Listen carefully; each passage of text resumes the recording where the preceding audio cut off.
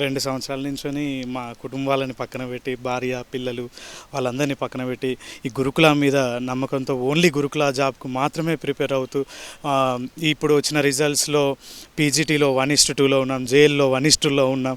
అయినా పీజీటీలో 1:1లో లేదు. దానికి కారణం ఒకటే ఏంటి అనంటే వీళ్ళు చేస్తున్న ఆర్డర్ డిసెండింగ్ ఆర్డర్‌లో చేయకుండా మధ్యలో పీజీటీని ఫిల్ చేయడం వల్ల మేము కొంత నష్టపోయింది మాత్రం వాస్తవం.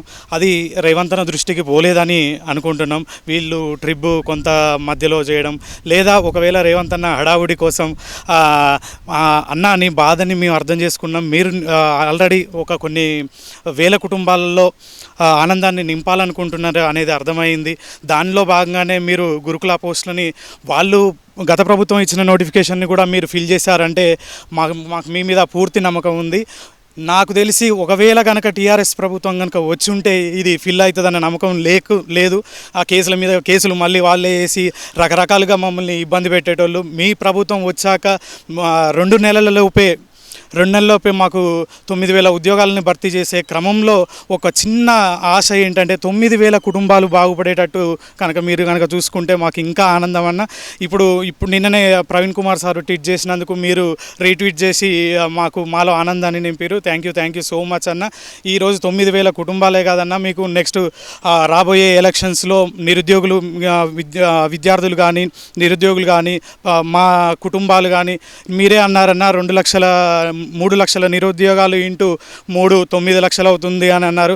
ఆ 9 లక్షల ఓట్లు మళ్ళీ ఎటు పోవన్నా మన గ్రాడ్యుయేట్ ఎమ్మెల్సీ ఎలక్షన్స్లో కానీ, నెక్స్ట్ రాబోయే పార్లమెంట్ ఎలక్షన్లో కానీ, నెక్స్ట్ మళ్ళీ వచ్చే 5 సంవత్సరాల అసెంబ్లీ ఎన్నికల్లో కానీ మీరే ఉంటారు. మీరే రేవంత్ అన్న మీకోసం మేము, మా కోసం మీరు అన్నట్టుగా ఉంటే 5 సంవత్సరాలే కదన్నా మిమ్మల్ని గుండెలో పెట్టుకుంటూ మేము కాపాడుకుంటామన్నా. కాంగ్రెస్ ప్రభుత్వం ప్రజల ప్రభుత్వం అని తెలిసినా కానీ మా బాధ, ఆక్రోశాన్ని గత నెల రోజులుగా మేము మా ప్రతినిధులు కానీ, మా అభ్యర్థులు కానీ అందరూ మిమ్మల్ని వేడుకునేది ఎందుకనంటే జస్ట్ ఒక న్యాయం చేయాలి. 9,000 కుటుంబాలు మీరు అన్నట్టు గురుకుల నుంచి 9,000 కుటుంబాలు బాగుపడాలంటే వాళ్ళు 9,000 కుటుంబాల నుంచి అందరూ సంతోషంగా ఉండాలి అని అంటే మీరు 9,000 జాబ్ని డిసెండింగ్ ఆర్డర్లో ఫిల్ చేస్తూ ఏ ఒక్క బ్యాక్లాగ్ పెట్టకుండా ఉంటే ఇంకా చాలామంది నిరుద్యోగులు మనకు వాళ్ళ కుటుంబాల్లో ఆనందాన్ని నింపినట్టు అవుతుందన్న. థ్యాంక్ యూ రేవంత్ అన్న. మీకోసం మేము, మా కోసం మీరు ఎప్పుడు ఇలాగే సహకరిస్తూ నెక్స్ట్ రాబోయే ఎలక్షన్స్లో మీకు ఖచ్చితంగా మేము మీ వెంటే ఉంటామన్నా.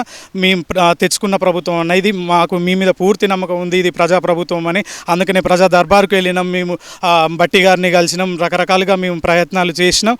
మీరు ప్రభుత్వం తరపు నుంచి స్పందించిన తీరు కూడా మాకు చాలా నచ్చింది.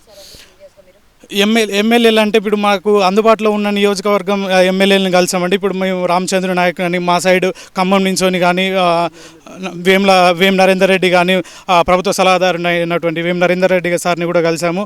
ప్రతి ఒక్కరూ వాళ్ళ తరపు నుంచొని మాకు పాజిటివ్గానే ఉన్నారు.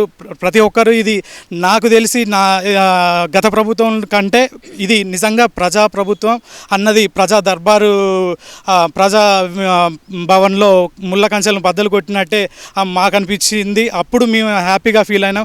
నెక్స్ట్ నిన్న ఇచ్చిన ట్వీట్తో ఇంకా హ్యాపీగా ఫీల్ అయినాం. రేవంత్ అన్న మీరు అన్నారు ప్రతిపక్షాన్ని కూడా సలహాలు, సూచనలు అడిగారు. అది ఇంకా అమోఘమైన నిర్ణయం అన్న. మీరు ఇలాగే ఇటువంటి నిర్ణయాలు తీసుకొని ప్రతిపక్షాలను అన్నింటినీ కలుపుకుంటూ నిరుద్యోగులకు న్యాయం చేస్తూ ప్రతి ఒక్కరికి న్యాయం చేయాలని మనస్ఫూర్తిగా కోరుకుంటున్నాం అన్న. మీ గురుకుల అభ్యర్థులు. Thank you.